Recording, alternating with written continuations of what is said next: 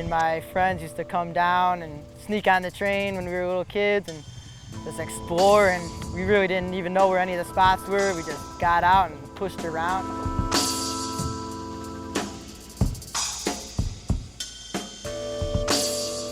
I've probably known Kevin for like a good 3 years, you know, just around. We're both with the same shop Uprise. They've supported both of us, so that's brought us together the most. Uprise is just the shop that they really helped out Chicago with skateboarding, building all the parks, and most of the homies that I skate with, like every day we'll meet up, say like, all right, see you at the shop at 12, and just see where it goes from there, and usually jump on the train or skate somewhere, and just whatever comes our way, we'll skate it.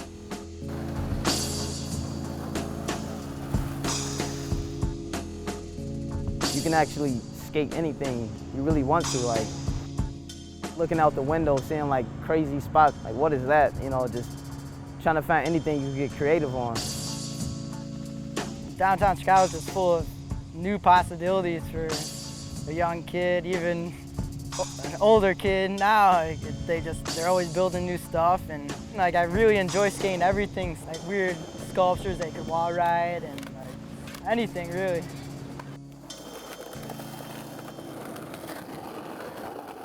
Skating is like, it truly is like a release, you know, because anything could be going on, but you know, you get on that board and you push as fast as you can in any direction you want to without anybody telling you what to do. So it's truly like freedom. A lot of spots in Chicago, you have to be really patient because there's always so many people. You have people that are really psyched on skating, or like maybe people from other countries that don't really see like skating as much, and they're psyched and they want to like try your board or like see you do cool tricks or whatever. But then you also have the haters, like some old people and stuff that just aren't really feeling it, think you're destroying their property.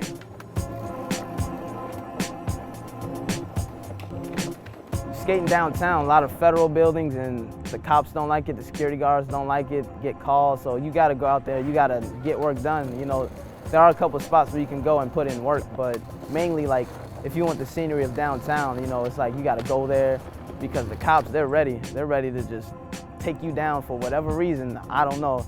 They're just ready, they just want something to do, and they see a skateboarder, they just wanna attack you. There's been plenty of times where I've skated home like from work, like 3 in the morning.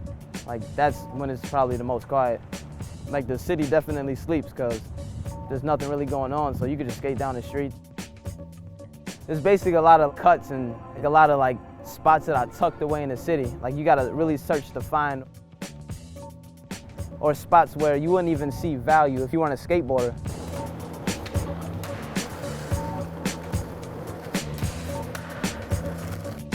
So you cruise through those spots and it's like, it's a whole different feel down there. You know, you see different type of people down there, or you know, you get a different feeling, so those are the spots.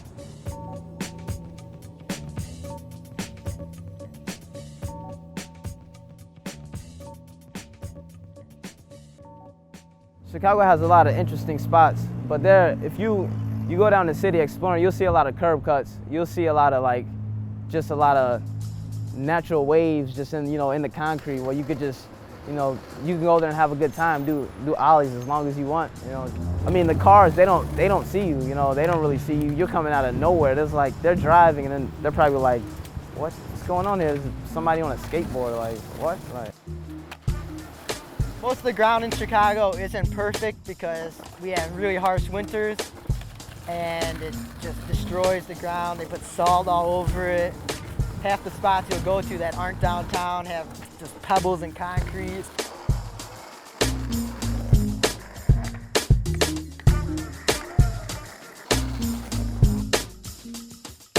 A lot of bondo work and signs and tape. Nobody's gonna force you to learn kickflips, you know. Nobody's gonna wake you up in the morning. Your mom's not gonna be like, time to do tray flips today, or time to hard flip some eights there, you know. You make that choice. You get up, you go out there and you do it, because it comes to a certain point where nobody's gonna tell you to do anything. You gotta make that choice. You gotta go out there and make it happen. So.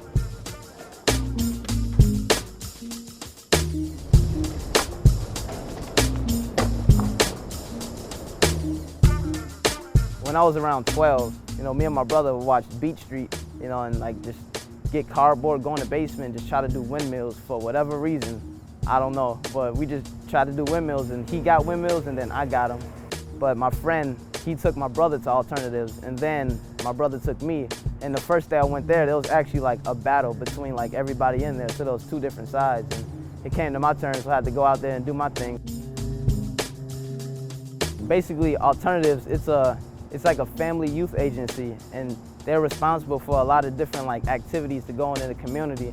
It's a good center that's helped a lot of families out. Skateboarding, along with other things like breakdancing, art, it's just different ways, you know, people can express themselves, because no matter what color you are, what race, you know, whether you're this or that, you know, anybody could pick up a board or anybody could get into it and be involved. And I think that's a main reason why a lot of people get into different things, because they have nothing to be a part of. That's why people join gangs, or people feel like they're nothing because they don't feel any love. But, you know, skateboarding is something that, you know, you could wear the greatest clothes, or you can have the newest board, but, and you know, you could talk, but it comes down to you riding on that board. It comes down to you, you know, showing what you really have.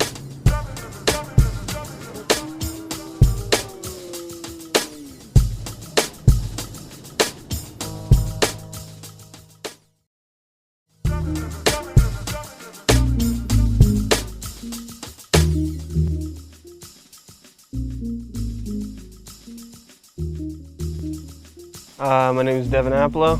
I'm 23 years old, and I'm from Portland, Oregon. It's a lot better than anywhere else you can really go to, because you can pretty much do whatever you want as long as you're not a complete idiot.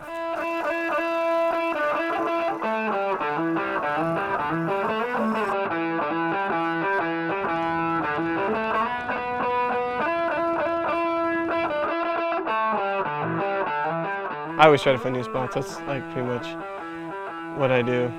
Just ride around the motorcycle and look for new spots to skate.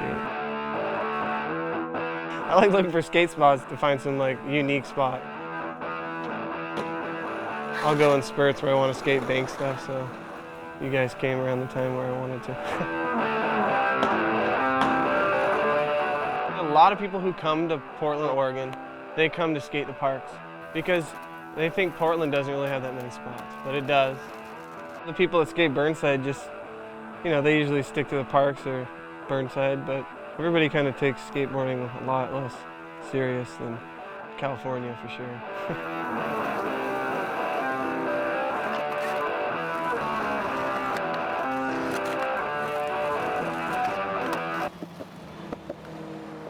I'd rather fix a spot up that looks good rather than skate some 7-stair handrail that everybody else skates, you know. I don't want to do a crooked grind, an ollie flip out or something. I'd rather just do a long Smith grind or something.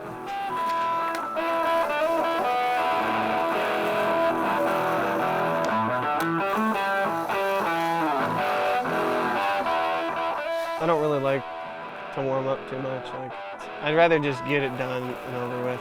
It's not that I don't like to skate, it's just that the trick I'm going for is what I want to get. So I don't want to like skate a whole bunch and get tired. Because I don't know why, I get tired pretty easy.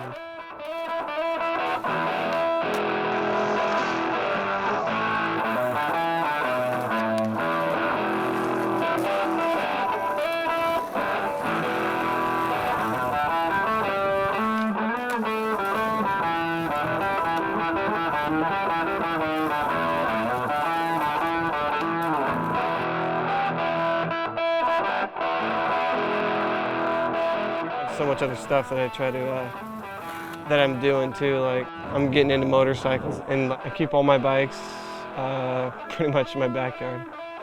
Some stuff I don't know, I'll take it to my friend who's a motorcycle mechanic.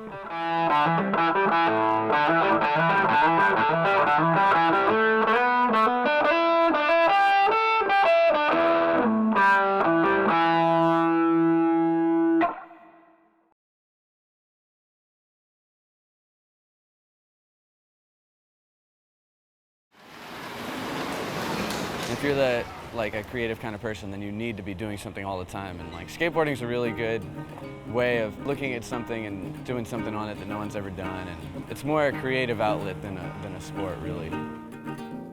every day you go out skating, you want to do something new, or you want to find somewhere no one skated before.